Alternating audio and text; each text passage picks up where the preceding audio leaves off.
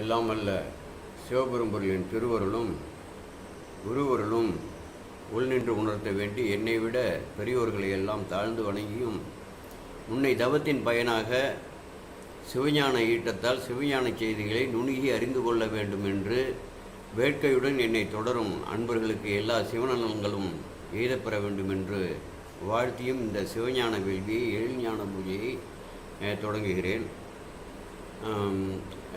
வருகிற இந்த வைகாசி மாதம் பரணி நட்சத்திரத்தன்று கடற்சிங்க நாயனாருக்கு குரு பூஜை, சேக்கிழா பெருமானுக்கும் அன்றுதான் குரு பூஜை.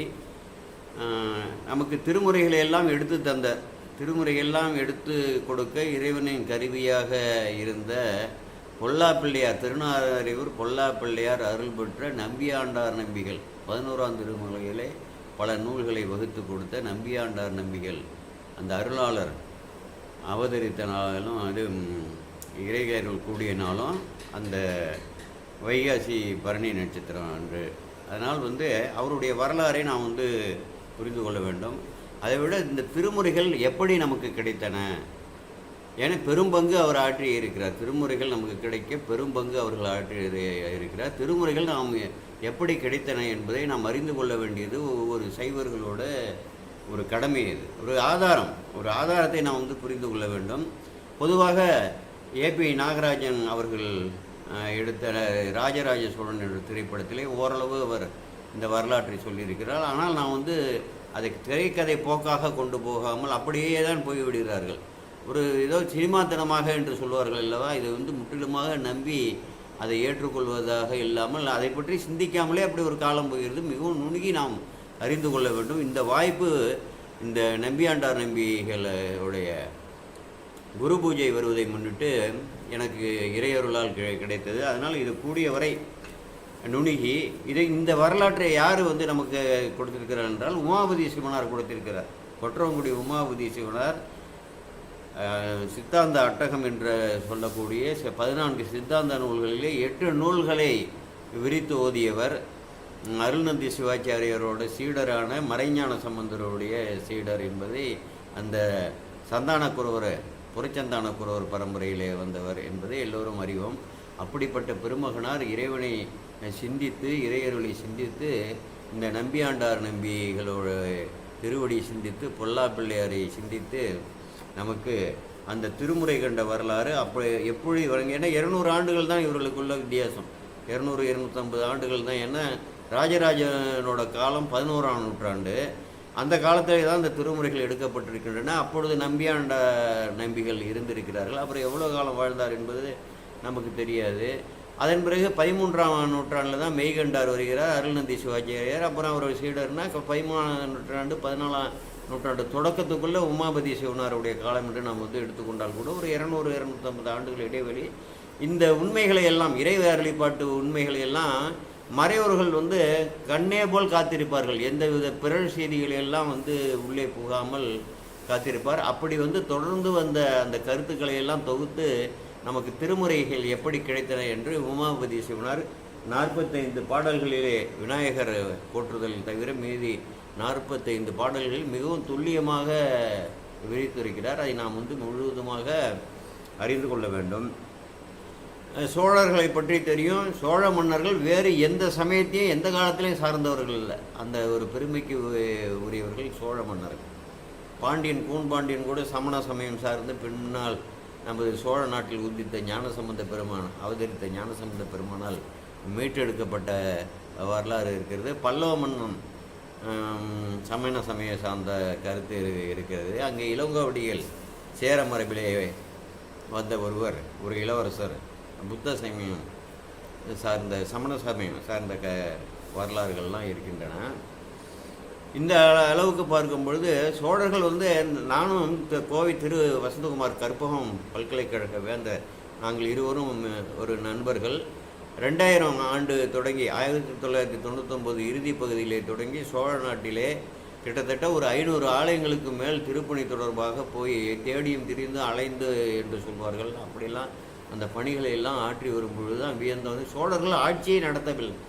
அவர்கள் என்னென்ன சிவாலயங்களை முறையாக ஆங்காங்கே எழுப்பி கட்டி நிர்வகித்து அங்கெல்லாம் அந்தணர்களையும் சிவாச்சாரியார்களையும் நிறுவி வேதங்களை எல்லாம் வேத வேள்விகளை எல்லாம் நிகழச் செய்து சிவாலய பூஜைகள் விழாக்களை எல்லாம் நிபந்தங்களை எல்லாம் கொடுத்து மிகவும் சிறப்பாக நடத்திய அந்த ஒரு பாங்கினாலேயே அவன் வந்து ஆட்சி செய்திருக்கிறான். இறைக்காப்போடு அவன் ஆட்சி செய்திருக்கிறான்.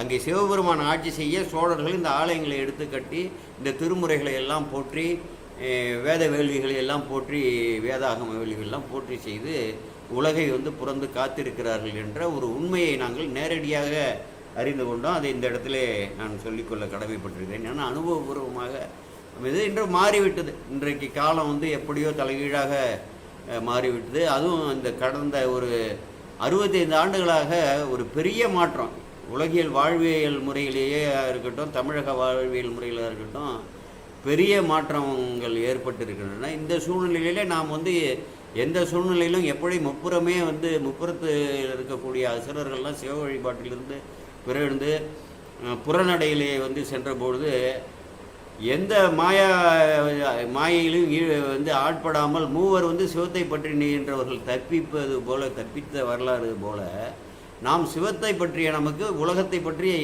எந்த கவலையுமே இல்லை. நாம் எல்லாம் காக்கப்படுகிறோம், காக்கப்படுவோம் என்பதை எடுத்து கூறி இன்று இந்த திருமுறை கண்ட புராணம் என்று இந்த திருமுறைகள் நமக்கு கிடைக்கப்பெற்ற வரலாற்றினை உமாபதி சிவகனார் நமக்கு எப்படி எடுத்துரைத்திருக்கிறாரோ அப்படி நான் இதை வந்து மேம்போக்காகவாவது நாம் தெரிந்து கொள்ள வேண்டும். அதை நான் எடுத்து உரைக்கிறேன். இறைவனோட திருவருள். அப்படி இந்த சோழர்களோட வம்சத்திலே வந்த ராஜராஜ சோழனுடைய பெருமைகள் எல்லாருக்கும் தெரியும். உள்ளளவும் நிற்குமாறு அங்கே தஞ்சையிலே ஒரு அற்புதமான ஒரு கோயிலை எடுக்க இறைவனோட அருள் பெற்றவர் அவர். அவ்வளவு கோயில்களை எல்லாம் எடுத்திருக்கிறார். திருமுறை ஓதுவார்களை எல்லாம் அங்கே நியமித்திருக்கிறார். சிவாச்சாரியார்களை எல்லாம் கொண்டு வந்து அங்கங்கே ஆலயங்களில் நியமித்து வேதாகம வேள்விகளை எல்லாம் வேதியர்களை எல்லாம் புறந்திருக்கிறார். வேதியர்களுக்கெல்லாம் நிலங்கள் நிபந்தங்கள் எல்லாம் ஏற்பாடு செய்து அந்த ஆலயங்களை எல்லாம் புறந்திருக்கிறார். அப்படிப்பட்ட பெருமைக்குரியவர் ஆரூர். பாருங்கள், ஆரூர் எப்படி ஒரு பெரிய அடித்தளமாக ஆரூரில் இருக்கக்கூடிய பெருமான் இருக்கிறார் என்றால், அங்கே ஆரூரில் வந்து அவர் தங்கி தொடர்ந்து வழிபாடு செய்து கொண்டிருக்கிறார். காலங்கள் தோறும் வழிபாடு செய்து கொண்டிருக்கிறார்.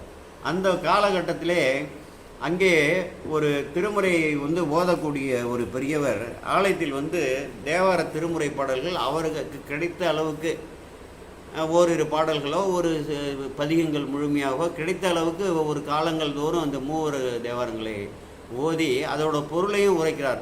அதை கேட்டு அப்படியே மறந்து மயிர் புலகாங்கிதம் எய்தி கண்ணீர் வார இந்த திருமுறைகள்லாம் எங்கே கிடைக்கும் என்று தேடி அலைகிறான். அந்த எப்படியாவது கேட்கும்போது ஓரிரு பாடல்கள் ஒரு பதிகங்களில் வந்து ஒரு 7-8 பாடல்கள் இப்படியாக அவர் வந்து பாடும் பொழுது அந்த மெய்ப்பொருளையும் உணர்ந்து இறைவனை போற்றக்கூடிய மொழிகள் மந்திர ஆற்றல் உடையவைகள் அம்பிகையும் இறைவனையுமே பொருந்தி இருக்கக்கூடிய இப்படிப்பட்ட அற்புதமான, ஏன்னா ஒரு மன்னர்கள் என்றால் அவர்கள் வேத ஆகம தமிழ் முழு அறிவு, தமிழ் அந்த ஆரியம் உள்பட முழு அறிவு புகட்டப்பட்டு அத்தனை ஆயகலைகள் 64க்கும் புகட்டப்பட்டு தான் தகுதி பிடித்து தான் மன்னர்களாக வருவார்கள். அவன் வந்து அந்த நுண்ணறிவின் மூலம் அவன் கற்ற கல்வியின் மூலம் இவைகளெல்லாம் அறிந்து உணர்ந்து இந்த திருமுறைகளில் இவ்வளவு மெய்ப்பொருள் உள்ளடங்கி இருக்கிறதே, சிவமும் அம்பிகையுமே பொருளாக அமைந்திருக்கிறார்களே, இப்படியெல்லாம் வந்து இசைத்து இவர் பாடுகிறாரே, இவைகள்லாம் நமக்கு கிடைக்காமல் போய்விட்டதே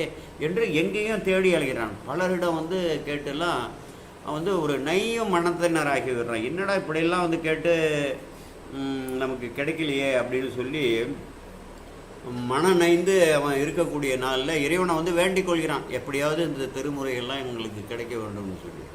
அந்த காலகட்டத்தில் பார்த்திங்கன்னா அங்கே திருநாரையூரில் ஒரு பெரிய ஒரு அற்புதம் நிகழுது. அங்கே ஒரு ஆதிசைவர்பால் ஒரு மறை சிறுவன் அங்கே வந்து அவதரிக்கிறார். அந்த 7 வயதுக்குள்ள உபநயன சடங்குகள்லாம் முடிந்த பிறகு ஒரு நாள் அவருடைய தந்தையார் அந்த திருநாரையூர் இறைவன் வீட்டில் இருக்கிறாரே, அங்கே பொல்லாப்பிள்ளையார் என்று சிவம்பாக தோன்றிய ஒரு பிள்ளையார் அங்கே இருக்கிறார். எல்லாருக்கும் தெரியும், அந்த அரசுக்கு கீழ் இருக்கிறார் என்று இவரை பாடியிருக்கிறார். நம்பியாண்ட நம்பிகளே வந்து போற்றி பரவி பாடியிருக்கிறார் அந்த பிள்ளையாரை பற்றி. அந்த பிள்ளையாருக்கு பூஜை செய்ய வேண்டும். தகப்பனார் வந்து வெளியூர் செல்ல வேண்டிய ஒரு சூழ்நிலை வருகிறது. அப்பொழுது தன்னுடைய மகனாரிடம் சொல்லி, நான் எப்பொழுதும் பூஜை செய்வது போல் நீ பூஜை செய்து விடு என்று அவரிடம் அந்த பொறுப்பை ஒப்படைத்து சொல்கிறார். நம்பியாண்டார் நம்பிகள் என்ன செய்கிறார் என்றால், அதற்கான பூஜைக்கான பொருள்கள், அபிஷேகத்துக்கான பொருள்கள் எல்லாம் வீட்டிலிருந்து எடுத்து வந்து நிவேதனத்துக்கான பொருள்களையும் நிவேதனத்தையும் வீட்டிலே வந்து தயாரித்து தயாரித்து கொடுத்துருப்பார்கள் எப்படியோ. அவன் தயாரித்து எடுத்துக்கொண்டு பிள்ளையார் முன்பு வந்து பிள்ளையாருக்கு முழுமையாக அபிஷேக ஆராதனைகள்லாம் செய்து நிவேதனத்தை படைக்கிறார். நிவேதனத்தை படைத்தோடனே படைத்த நிவேதனம் அப்படியே இருக்கிறது. பிள்ளையார் முன்னாமல் இருக்கிறாரே என்ற உணவுடன் இவருக்கு ஒரு பெரிய அச்சம் ஏற்பட்டு விடுகிறது. நாம் வந்து வழிபாட்டிலே இந்த பூஜை செய்தோமே, இதில் ஏதோ ஒரு குறைபாடு ஏற்பட்டு விட்டது போல் இருக்கிறது, என்ன என்று ஒரு பெரிய அச்சத்தோடு விரும்பி, பிள்ளையாரப்பா நீங்கள் எப்படியாவது இதை வந்து ஏற்றுக்கொள்ள வேண்டும், இந்த நிவேதனத்தை ஏற்றுக்கொள்ள வேண்டும், குற்றம் குறை இருந்தாலும் மன்னித்து ஏற்றுக்கொள்ள வேண்டும் என்று சொல்கிறார். ஒன்றுமே ஆகவில்லை. உடனே மன விதிப்பை, நீங்கள் வந்து இது நிவேதன பொருளை நீங்கள் ஏற்று அருளவில்லை என்றால் நான் வந்து தலையை முட்டிக்கொண்டு உயிரை விட்டு விடுவேன் என்ற ஒரு இதில் தலையை மோதிக்கொள்ள போகும்போது நம்பி பொறு என்று சொல்லி ஒரு வாக்கு எழுகிறது. பொறுத்து பார்க்கிறார். அந்த நிவேதனத்தை எல்லாம் பிள்ளையார் வந்து உண்டு விடுகிறார்.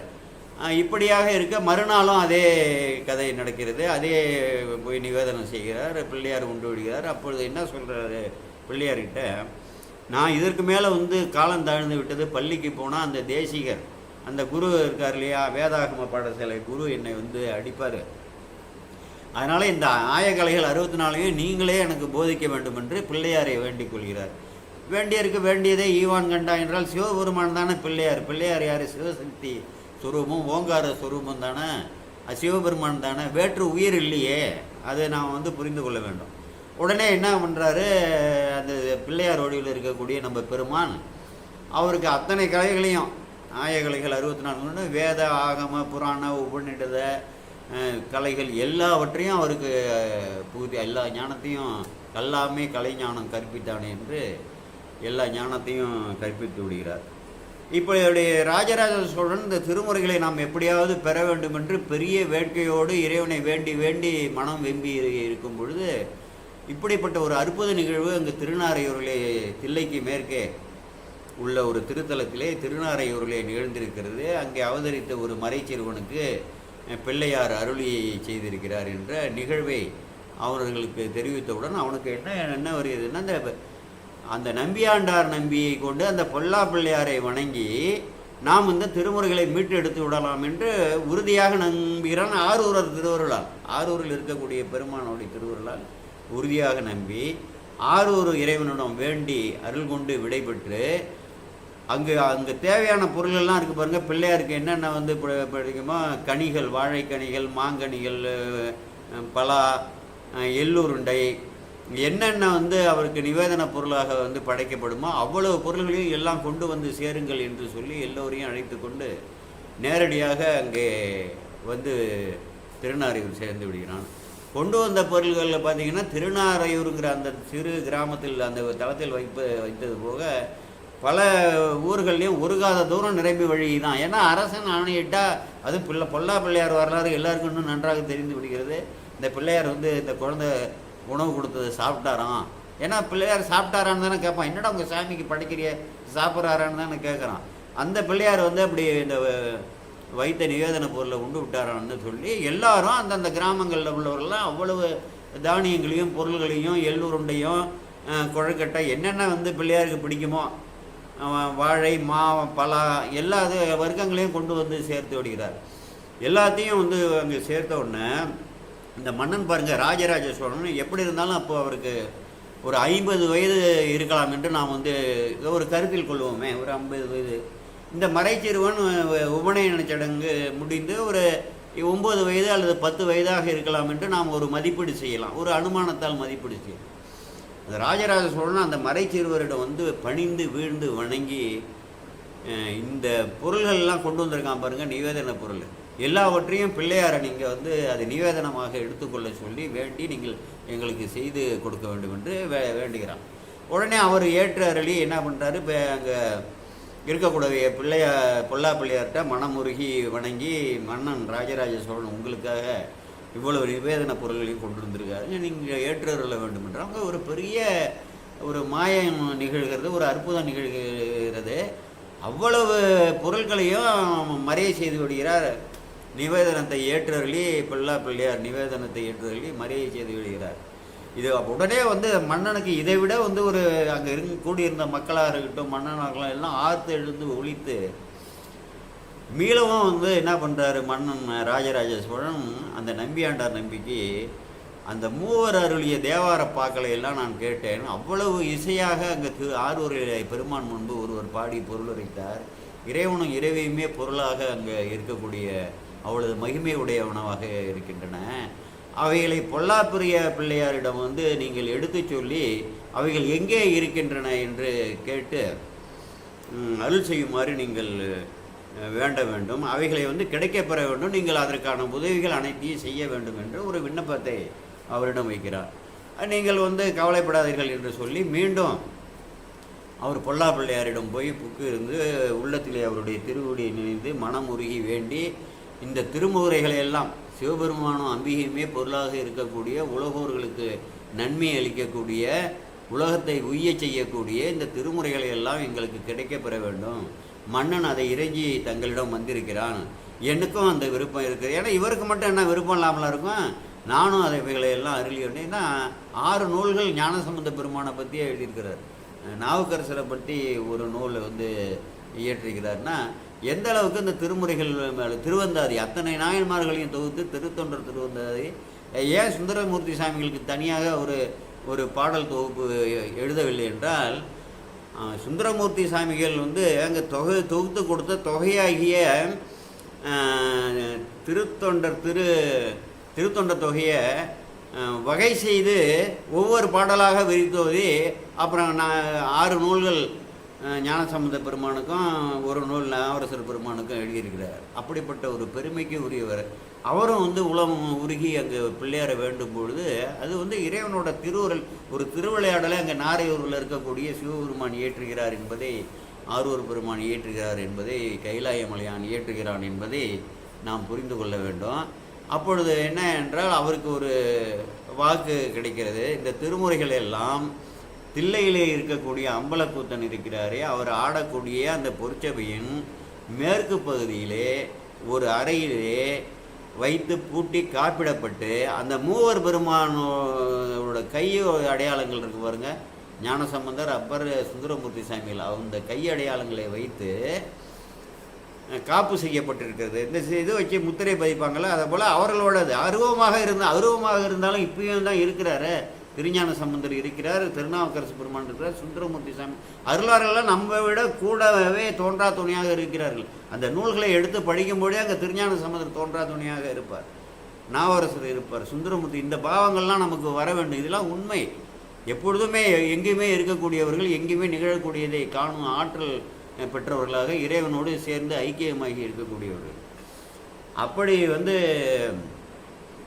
அந்த 3 பேர் எழுதியதும் வேண்டும் இங்கே இருக்கிறது என்று நம்ம அந்த ஆசிரியரை வாக்காக இவருக்கு உணர்த்தி விடுகிறார்.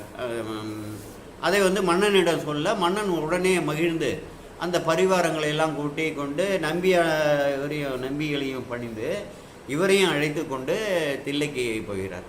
அங்கே தில்லையில் போய் அம்பலவாணரை வந்து வணங்கி அந்த தீட்சிதர்கள் இருக்கிறார்களே அவர்களிடம் சொல்லி, இங்கே மேற்கே ஒரு அறையிலே இந்த திருமுறைகள் எல்லாம் மூவர் அருளிய திருமுறைகள் எல்லாம் திருக்காவிடப்பட்டு இருக்கிறது என்று பொல்லா பிள்ளையார் எங்களுக்கு எடுத்து உணர்த்தி இருக்கிறார்.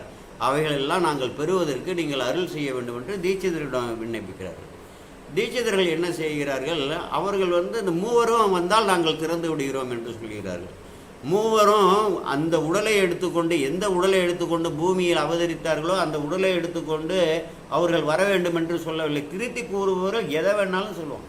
திருத்து வந்து மக்களை வந்து திருத்தி அந்த நூலை வந்து நீங்கள் படித்தால்தான் தெரியும். நான் இப்போ வந்து நூலை கையில் வச்சுருக்கேன் ஆதாரமாக. அந்த மூவர் வந்து எழுந்தருளி வந்தால் நாங்கள் திறக்கிறோம் என்று சொல்கிறார்கள். உடனே என்ன பண்ணுறான், அங்கே ஒரு பெரிய ஒரு விழா எடுக்கிறான் ராஜராஜ சோழன். தில்லை கூத்தனுக்கு தில்லை அம்பலவாணருக்கு அந்த ஆலயத்தில் ஒரு பெரிய விழா எடுத்து மூவரையும் எழுந்தருளி செய்து வீதி உலா வந்து மீள அங்கே அந்த அறைக்கு முன் கொணர்ந்து திறக்குமாறு அவர்கள் வேண்டிக் கொள்ள, இந்த குறிப்பு தான், இந்த மூவரை நீங்கள் எழுந்தருளை செய்யுங்கள் என்ற குறிப்பு தான், மூவர் வந்தால் நாங்கள் திறக்கிறோம் என்பதற்கு தில்லை தீட்சிதர்கள் அந்தணர்கள் சொன்ன அந்த கருத்து என்னன்னா, இந்த மூவர்களையும் இங்கே ஒரு விழா எடுத்து அவர்களை வீதி உலா வர செய்து நீங்கள் எழுந்தருளை செய்து அந்த அறைக்கு முன் வந்து நிறுத்தினால் நாங்கள் திறந்து அதை எடுத்து கொடுக்கிறோம் என்று அவர்கள் சொன்னது தான் இங்கே வந்து கருத்தாக அந்த பாடலில் அமைந்துள்ளது.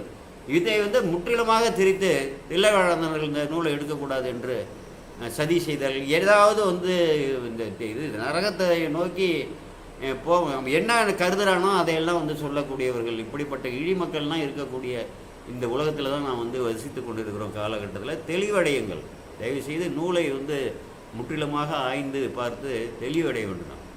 அந்த மூவர் அங்கே வந்து எழுந்தருளுடன் தில்லைவாழந்தனர்கள் அவைகளை திறக்கிறார்கள். திறந்து பார்த்தோம்னா பெரிய அதிர்ச்சி என்னன்னா, அந்த ஓலைச்சுவடிகள்லாம் அடுக்கி கிடக்கிறது பாருங்கள்.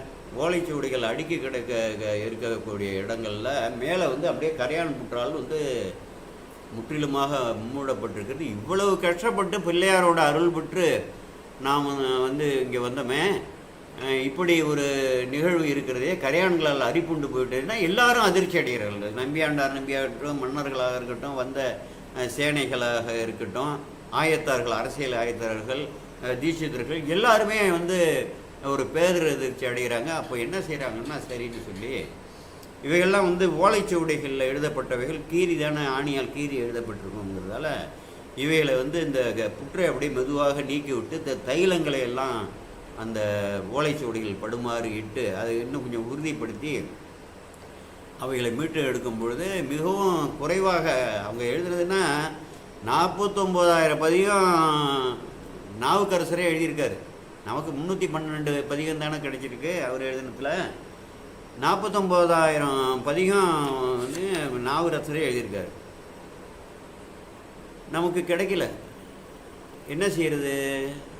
அப்போது வந்து ஒரு வாக்கு என்ன எழுதுன்னா, ஆசிரியர் வாக்கு, இப்போ என்ன தேவையோ அதை நாங்கள் கொடுத்தோம் அப்படின்னு சொல்லி இறைவனோட வாக்கு. உனக்கு இந்த உலகத்தில் இந்த காலகட்டத்தில் இதற்கு மேல் வந்து உயிர்களை சிவபெருமானை நோக்கி ஏற்றந்தர செய்ய, ஏற்றந்தரவில் மந்திர ஆற்றல் உள்ள திருமுறைகளை மட்டும் கொடுத்திருக்கிறோம் இங்கே என்ற பொருளில் இப்போ இந்த காலகட்டத்திற்கு என்ன தேவையோ உலகிற்கு அதை அளித்தோம் என்று ஒரு வாக்கு எழுகிறது.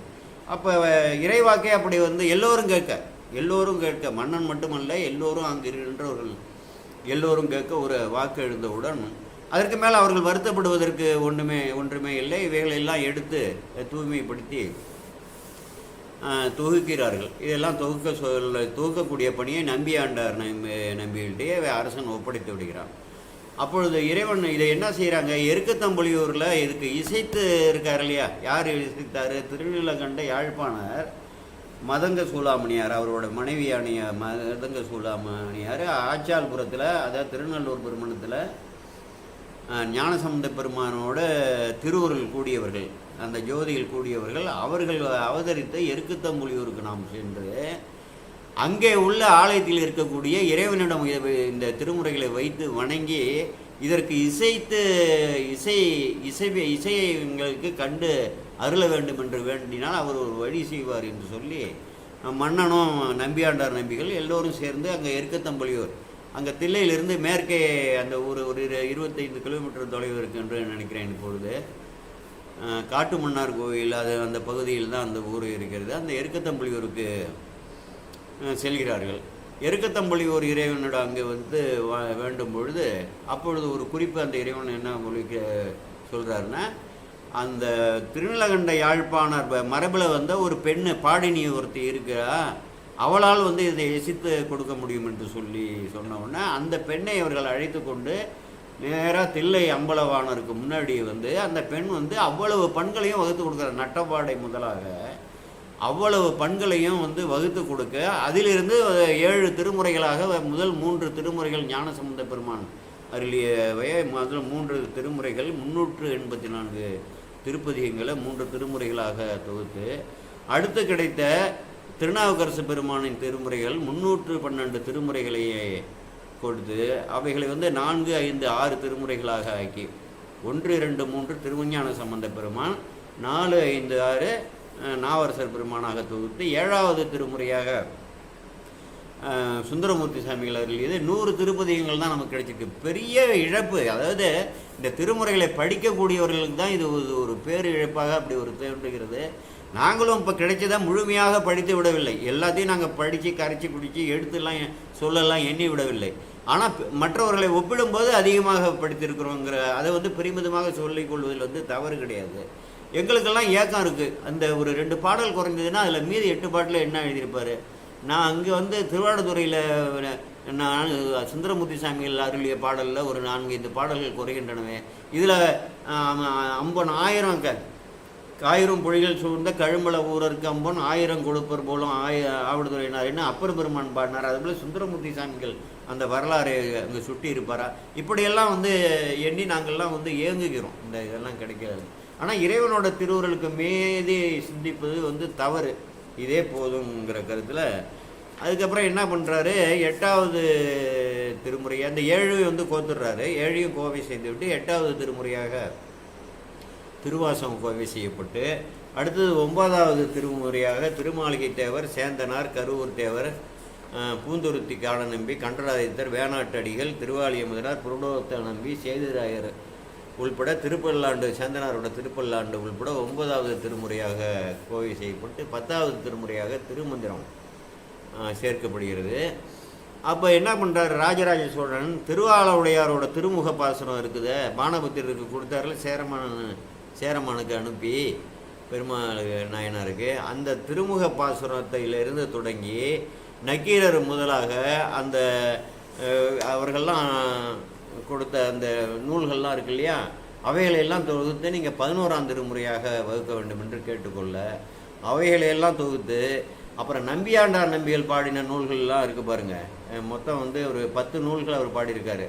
ஒன்று திருநாரையூர் விநாயகர் திரு இரட்டை மணிமாலை, கோயில் திருப்பன்னீர் விருத்தம், திருத்தொண்டர் திருவந்தாதி, ஆளுடைய பிள்ளையார் திருவந்தாதி, ஆளுடைய பிள்ளையார் திருச்சென்பை விருத்தம், ஆளுடைய பிள்ளையார் திரு மும்மணிக்கோவை, ஆளுடைய பிள்ளையார் திருவுலாமாலை, ஆளுடைய பிள்ளையார் திருக்கலம்பகம், ஆளுடைய பிள்ளையார் திருத்தொகை. பாருங்கள், 6 நூல்கள் ஞானசம்பந்த பெருமான் மேலே நம்பியாண்ட நம்பிகள் இருக்குன்னா எந்த அளவுக்கு ஒரு பக்தி இருக்கும். அப்புறம் திருநாவுக்கு அரசு தேவர் திரு ஏகாதசமாலை என்று ஒரு நூல் எழுதியிருக்காரு. இதில் முதல்ல 2 நூலும் திருநாரையூர் விநாயகர் திரு இரட்டை மணிமாலையும் கோயில் திருப்பன்னீர் விருத்தமும் விநாயகரை பற்றி பாடியிருக்கு. மீதியில் 6 ஞானசம்பந்த பெருமானும் 1 திருநாவுக்கரசு பெருமானும் பற்றியும் பாடியிருக்கு. இவங்களோட நிறைவு செய்து 11ஆம் திருமுறையும் அப்படி அமைத்து நமக்கு கொடுக்கிறார். இப்படித்தான் இந்த வரலாறுகள் நமக்கு எல்லாம் கிடைச்சிருக்கு. மந்திரங்கள் 7 கோடி ஆதிலினால் மண்ணும் அவர் இந்த வகை திருமுறைகள் 7ஆக எடுத்தமைத்து 7 கோடி மந்திரங்கள் இருக்குது. 7 கோடி மந்திரங்களுக்கு ஒப்ப அந்த 1 முதல் 7 திருமுறைகளை அமைச்சிருக்காராம். 19 மந்திரங்கள் 11 மாதிரினால் மொத்தம் மந்திரங்கள் 11ங்கிறதால அந்த முறை 4 முறை 11 ஆக்கினார். அந்த 4ஐயும் சேர்த்து திருவாசகம் 9வது திருமுறை, 10வது திருமுறை திருமந்திரம், 11வது திருமுறையை சேர்த்து 11ஆக ஆக்கினார் என்று சொல்லி இங்கே அற்புதமாக தெரிவித்திருக்கிறார்கள். இப்படிப்பட்ட ஒரு பெரும் பேற்றுக்கு ஆளாகி, அதாவது முன்னை தவத்தின் பயனாக தான் இப்போ நம்பியாண்டார் நம்பி வந்தார்னா இந்த ஒரு பிறவியில் அவர் ஈட்டினதில்லை, முன்னை பல பிறவிகளில் செய்த தவத்தால் நமக்கு திருமுறைகளை இந்த உலகோருக்கு எடுத்து கொடுக்க, இந்த உலகம் இதற்கு மேல் உள்ளளவும் நீடித்து இந்த உலகில் வாழ் மக்கள் எல்லாம் எளிதாக தமிழில் தெய்வத்தமிழில் அந்த திருமுறைகளை கற்றி இறைவனை நோக்கி செலுத்தத்தக்க அந்த பேரொருளை பெற்று உய்ய வேண்டும் என்று இந்த நம்பியாண்டார் நம்பியை அங்கே அவதரிக்க செய்து சிவபெருமான் திருவிளையாடல். அந்த நேரத்தில் சைவத்தில் ஓங்கி இருக்கக்கூடிய ராஜராஜ சோழனை அங்கே அவதரிக்க செய்து அந்த சாதனைகளை எல்லாம் செய்ய செய்து திருவாரூரில் வரும்பொழுது அங்கே ஒரு சந்தர்ப்பத்தை ஏற்படுத்தி ஒரு ஓதுவாரை வரை செய்து ஓரிரு பாடல்களையும் ஓரிரு கிடைத்த திருமுறைகள் அளவில் அவர் இசைத்துப்பாடு பொருள் உரைக்கவும் செய்து அதனால் ஒரு பெரிய மகிழ்வுற்று அவைகளை தேடி அடைய வேண்டும் என்ற ஒரு வேட்கையை ராஜராஜெல்லாம் வழங்கத்தக்கவர்கள். ராஜராஜ சோழர்லாம் நமக்கு இந்த ஆச்சாரியர்கள்லாம் இருக்காங்க பாருங்க, 63 நாயன்மார்கள், இதை போல் ஆலய சைவத்திற்காக தொண்டு செய்த அரசர்கள், ஆச்சாரியார்கள், இதே போல் சித்தாந்த ஆச்சாரியர்கள் எல்லாரையும் வந்து அவங்க திருவடியெல்லாம் உள்ளத்தில் வந்து நினைத்தாலே வந்து இறைவனோட அருளை எளிதாக ஈர்க்கக்கூடிய வழி. அதனால தான் இன்றைக்கி இதை ஒரு நம்பியாண்டார் நம்பிகள் சரித்திரத்தை, அந்த திருமுறைகள் நமக்கு எப்படி கிடைத்ததுங்கிற சரித்திரத்தை நுண்மையாக நமது அன்பர்கள் எல்லாம் புரிந்து கொள்ள வேண்டும் என்று இறைவன் திருவருளால் இன்று நான் வந்து இதை கொடுப்பதற்கு படைப்பதற்கு ஒரு வாய்ப்பு கிடைத்தது என்று கூறி, இவைகளெல்லாம் நன்றாக நுணுகி இதெல்லாம் இந்த பாடலும் ஒரு பாடல் விநாயகருக்கும் இருக்கிறது. இவைகளையெல்லாம் அங்கங்கே உள்ள ஒரு புலவர்களை கொண்டு நுணுகி பொருள் உரைக்க செய்து, ஏன்னா நான் இங்கே பொருள் உரைத்தேன்னா இது ஒரு 1.5 மணி நேரம் ஆகும். இப்போ உள்ள மக்களுக்கெல்லாம் 5 நிமிடம் 7 நிமிடத்திற்கு மேல் வந்து கேட்பதற்கு பொறுமை இல்லை. இதெல்லாம் ஏதோ என்னமோ என்று நினைத்துக் கொள்கிறார்கள். அங்கேருந்து பார்த்தீங்கன்னா 100 பேர் வராங்க, 7 நிமிஷம் கேட்டவன், 3 நிமிஷம் கேட்டவன், 2 நிமிஷம் கேட்டீங்களாம் வராதிங்கன்னே சொல்கிறேன். எனக்கு இந்த உறுப்பினர்லாம் தேவையில்லை, எனக்கு 50 பேர் போதும். எனக்கு தெரியும் இந்த 1300 பேர் இன்றைக்கி உறுப்பினர்கள் இருக்காருன்னா 1300 பேரில் நாட்டம் இல்லாதவர்கள் என்று எங்களுக்கு தெரியும். அவர்கள்லாம் விதி இல்லாதவர்கள், பலர் விதியே இல்லாதவர்கள். ஏதோ இவர் ஏதோ பேசுகிறாரு, நல்லாலாம் எழுதிட்டு இருந்தார், கேட்போம்னு சொல்லி அப்படி கூட சப்ஸ்கிரைப் பண்ணிருக்கலாம். வேண்டாம், தயவுசெய்து போயிடுங்க. எனக்கு வந்து முழுமையாக கேட்கணும். இது வந்து வேள்வி, இது விளையாட்டு அல்ல. நீ அதற்கான நேரத்தை வகுத்துக்கொள். நான் செய்கிறது எழில் ஞான பூஜை. ஒரு வேள்வியில் வந்து நீ பாதியில் போகலாமா? அது இறை குற்றமாகும் இல்லையா? இறை குற்றத்தை வந்து ஆக்கிறதுக்கு நீங்கள் வந்து சப்ஸ்கிரைப் பண்ணிட்டு உட்காந்துருக்குற. சரியான நேரத்தை ஒதுக்கி எந்த இடையூறும் இல்லாமல், ஒன்று இரவோ இல்லை மாலையோ இல்லை பகல் பொழுதுலையோ இந்த தொலைக்காட்சியில் வந்து வாழ்க்கையை தொலைக்காமல் இறைவனை நோக்கி இந்த உடலை நாம் செலுத்த வேண்டும், இந்த உயிரை செலுத்த வேண்டும். இந்த உடலை வந்து இறைவனை நோக்கி இந்த உயிரை செலுத்த முற்றிலுமாக பயன் கொள்ள வேண்டும் என்று விழையுடையவர்கள் மட்டும் தொடர வேண்டும் என்று வேண்டி, கடுமையாக சொல்ல வேண்டாம். நம்ம வீட்டு பிள்ளைகள் வந்து தவறு செய்தால் எப்படி பெற்றோர்கள் கடுமையாக அவர்களை சொல்லி நெறிப்படுத்துவார்களோ அந்த முறையிலே தான் இறைவன் திருவுருளால் நான் இப்படியெல்லாம் முறைத்து வருகிறேன் என்று சொல்லி, சிவனே ஏக தெய்வம் என்பதை வந்து மனத்தில் பற்றி, என்னைக்கு பற்றீங்களோ அன்றைக்கே வினையேற்று பூச்சி விபூதியை பூசி திருநீரை வந்து முழுமையாக வந்து பூசி ருத்ராக்கத்தை அணிந்து காப்பு செய்து கொண்டு திருமுறைகளை வந்து பற்றி பிடித்து அடியார் கூப்பிட்டவங்க அடியார் உறவுகளோடு நம்ம இருந்து சிவனுமே ஏக இறை என்று என்னைக்கு சொன்னியோ நீ எந்த பரிகாரத்துக்கும் போக வேண்டாம். எல்லா திருமால் பிரம்மன் முதல் அலைமகள் மலைமகள் கலைமகள் 27 நட்சத்திரம் கோள்கள் திசை தெய்வங்கள் எல்லாரும் உங்களுக்கு வந்து ஆசி செய்ய, ஏன்னா அவர்கள் வணங்கக்கூடிய கடவுளை நீ வணங்க.